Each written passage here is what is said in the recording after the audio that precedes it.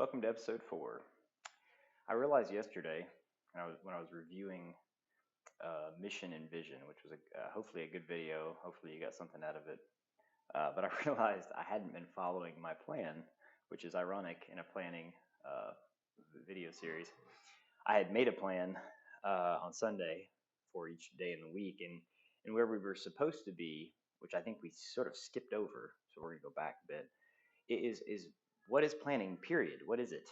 You know, and how does it fit into um, several other related disciplines?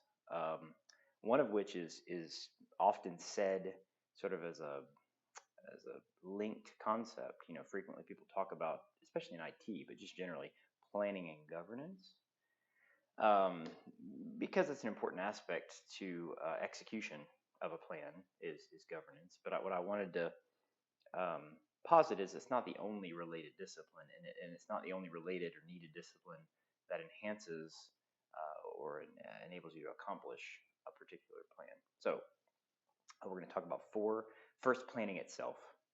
What is planning? Well, um, as I've said in previous episodes, the purpose of this series is to demystify a little bit of what it takes to plan, particularly in the long term. So what I would tell you is planning is not as mysterious or as highfalutin or whatever. I mean, it's not this on the shelf concept. It's also not meant, by the way, to be an on the shelf exercise, meaning you're not supposed to produce a plan and then shelve it. I mean, I think that's frequently described or discussed when critiquing whether it's strategic planning or long-term planning period is this notion that we go produce a plan and then it gets shelved. It's shelfware they talk about, right? It's in a three-ring binder. That's the frequent criticism of most big box consulting firms who produce strategic plans and then they print them and three-ring bind them and then they get shelved and never referred to. So um, it is not those things, or planning done well is not those things, and in part because of how it does relate to these other three disciplines. Um, but let's first tackle what is planning. Planning is the act of making and documenting a set of assumptions about the desired and means to accomplish the desired outcome. So planning is the act of assuming, sometimes informed, frequently informed, and we'll talk about that probably next week at this point, now that I'm back on my curriculum. But planning is the act of making informed assumptions, or hopefully making informed assumptions about the future, documenting those assumptions, both in terms of outcomes as well as the inputs required to accomplish those outcomes. And an outcome could be, of course, a destination, but it could also be a schedule. It could also be a budget or an estimated cost or investment required to accomplish a particular outcome. So when we get into execution frameworks, we'll talk about different components or different plans that add up to an overall plan. Things like a schedule versus a scope versus a budget. And if you're sort of schooled in project management, you understand there's a variety of other related plans, risk management plans, communication plans. So these are all sort of assimilative, especially at the execution phase of a plan. But let's talk about planning and its relationship to other things. So again, if planning is simply the act of making assumptions about some future um, outcome as well as the inputs required to achieve that outcome, then you could almost see governance as the next step. Now, what is governance? Governance is making sure that people are doing the right thing. Now, in the context of planning and governance, set as sort of this tuple, planning and governance. Governance is assuming the right thing is what's in the plan. So where governance is simply as a definition is making sure that people are doing the right things. Planning and governance, when they're linked, is really assuming that the plan is right and that governance is getting people to do what the plan says that the plan should do. Now,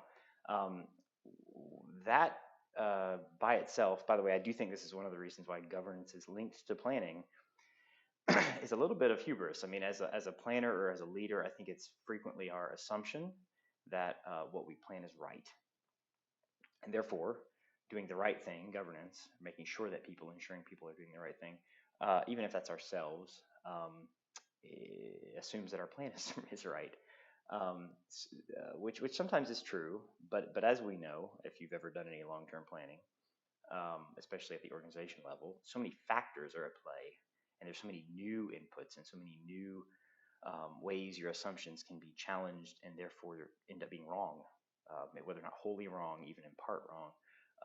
And so what happens is you need not just planning and governance, but you need planning and governance and assessment. So let's talk about what assessment is. Assessment is the act of actually checking your original assumptions to determine whether or not they're still valid. Now, that could be done based on performance against the plan. So how are we tracking? And I mean, frequently governance is described in those terms, because you can't check to see if people are doing the quote right thing if the plan is if you're not checking outcomes according to the plan. The issue is you can do exactly what the plan says, and be wrong. Back to what is mission and vision, since we jumped ahead last episode. The the fact that you've established what problem in the market you're attempting to solve in the mission, and the fact that you've established a vision or painted a picture, so to speak, of what it looks like when that problem gets solved, a vision. There may be market factors that you didn't understand, right? Or there may be factors in an organization if you're planning at the department level, or factors in the team if you're planning at the team level. So there may be outside factors that either change, meaning your original assumptions were right in your original plan, they were correct, or maybe you were never right. I mean, maybe you learn more as you plan. So this notion of assessment, so if you wanted to look at it as a progression, it's not always quite this cyclical, but if you look at it as a progression of planning, governance, assessment, or not necessarily sequential, I'll say planning, governance, assessment. Assessment's an important piece because assessment isn't just about enforcing the plan in the ranks or with yourself or whatever the scope is, right? It's about challenging the plan itself. Like, is the plan right? So planning is making a bunch of assumptions. Governance is making sure that once those assumptions about outcomes and inputs to accomplishing those outcomes are documented, that people are actually doing those things, again, or yourself are doing those things. And assessment is the act of checking, are those the right things? Because again, governance, we've seen lots of things waste money, resources, time to not accomplish something meaningful, right? We'll say plans fail, projects fail, and some of them are planning failures. And that is not necessarily that the original plan was wrong. It's that assessment wasn't being done. And then the last of the four, the last is improvement. So because you can assess, determine that the plans aren't matching reality anymore or at all based on new information. And then if you don't improve the plan, and this is where it can become cyclical, it can, a little bit of dimming, plan, do, check, act, right? So it's a little bit of that same cycle, right? The idea that once you've assessed and you've determined what changes should be made to the plan, improve the plan, change the plan. So these are the four high-level disciplines, three of which fall out from planning, and three of which, if not done, planning it by itself is just simply the act of making assumptions and documenting those and putting them in again, through binder shelfware. But together, they lead to more generally what I've been referring to as planning in this series. But yeah, I mean, they are separate. Planning is the act of making assumptions about outcomes and the inputs required to accomplish those outcomes. Governance is making sure that people are doing the plan.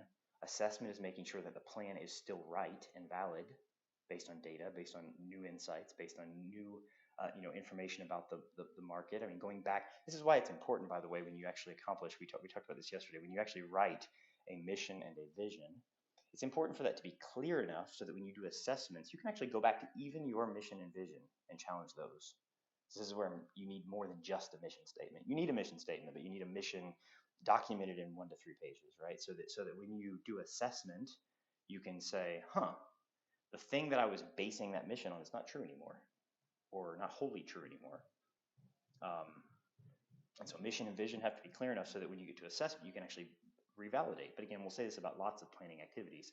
And then lastly, again, once you've assessed, hopefully you've gotten to the place where you've met hard truth in the face and you're able to make improvements. So that's what planning is. Hopefully that'll help as a backdrop as we move forward. It's also how planning meets governance, meets assessment, meets continuous improvement. If you've been around process management conversations or just really organizational design conversations, I'm sure you've heard this notion of continuous improvement. Again, it was somewhat popularized by Deming, Plan, Do, Check, Act. But the idea is that we are, yeah, if we're going to get better as an organization, you have to be willing to assess and then make changes. And again, in a continuous cycle. So anyway, hopefully that's helpful today. See you tomorrow.